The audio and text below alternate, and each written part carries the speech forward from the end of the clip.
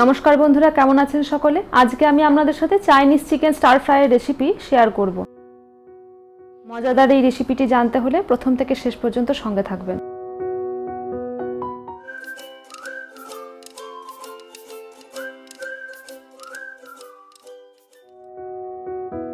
600 gram chicken breast আমি এই রেসিপির জন্য নিয়েছি। চিকেন ব্রেস্টগুলো খুবই ছোট ছোট টুকরে কেটে নেবেন। ভালোভাবে ধুয়ে জল ঝরিয়ে চিকেন ব্রেস্টের সাথে 1 চামচ নুন, হাফ চামচ গোলমরিচ পাউডার, 1 চামচ গার্লিক পাউডার, হাফ চামচ জিঞ্জার পাউডার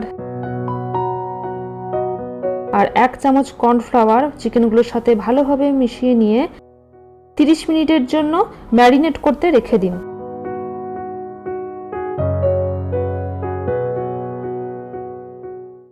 এবারে সস বানানোর জন্য আমরা একটা পাত্রে হাফ কাপ জল নিয়ে সেখানে ডার্ক সয় সস 2 চামচ, টমেটো সস বড় চামচের 2 চামচ,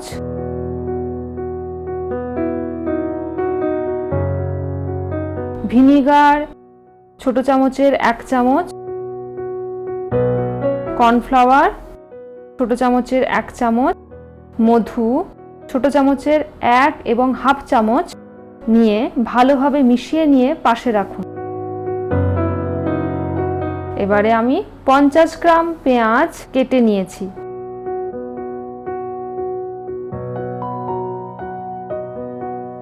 স্টার ফ্রাই চিকেনের জন্য পেঁয়াজগুলো এরকম ভাবে কাটবেন, যেমন ভাবে ভিডিওতে দেখানো হয়েছে।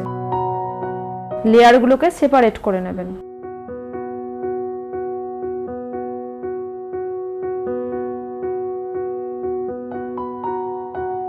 এবার আমি বেল পেপার নিয়েছি 200 গ্রাম মতন। আপনারা যদি হলুদ বা লাল ক্যাপসিকাম না পান, শুধুমাত্র সবুজ ক্যাপসিকাম দিয়েও এই স্টার ফ্রাই চিকেনের রেসিপি বানাতে পারেন। এগুলোকে ছোট ছোট পিসে কেটে নিন।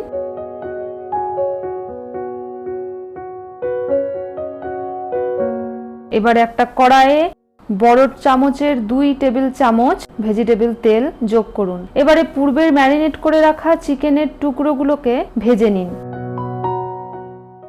সমস্ত চিকেনের টুকরো একবারে দেবেন না, 600 গ্রাম চিকেন দুবার আলাদা আলাদা করে ভেজে নেবেন।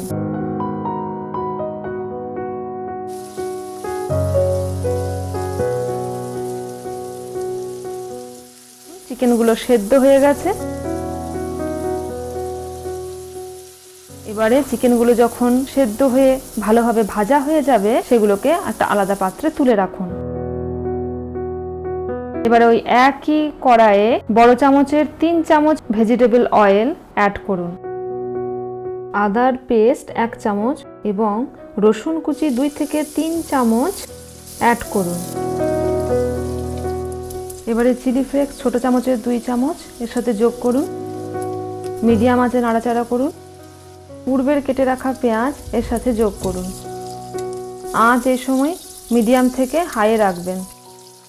এবারে পূর্বের কেটে রাখা বেল পেপারের সাথে যোগ করুন।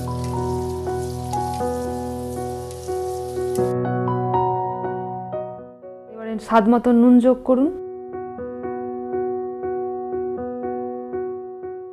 হালকা বাদামি যখন আকার ধারণ করবে সবজিগুলো, তখন পূর্বের বানিয়ে রাখা সস এর সাথে যোগ করুন।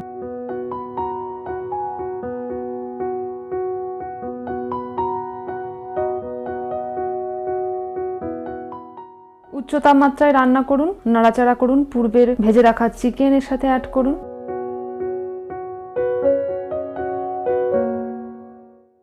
এবারে কুচিয়ে রাখা ধনেপাতা এর সাথে যোগ করুন। আমি 1 টেবিল চামচ মতন ধনেপাতা যোগ করেছি। আপনারা বাড়িতে স্প্রিং অনিয়ন থাকলেও এর সাথে যোগ করতে পারেন। এবারে সামান্য সাদা তিল এর সাথে যোগ করুন।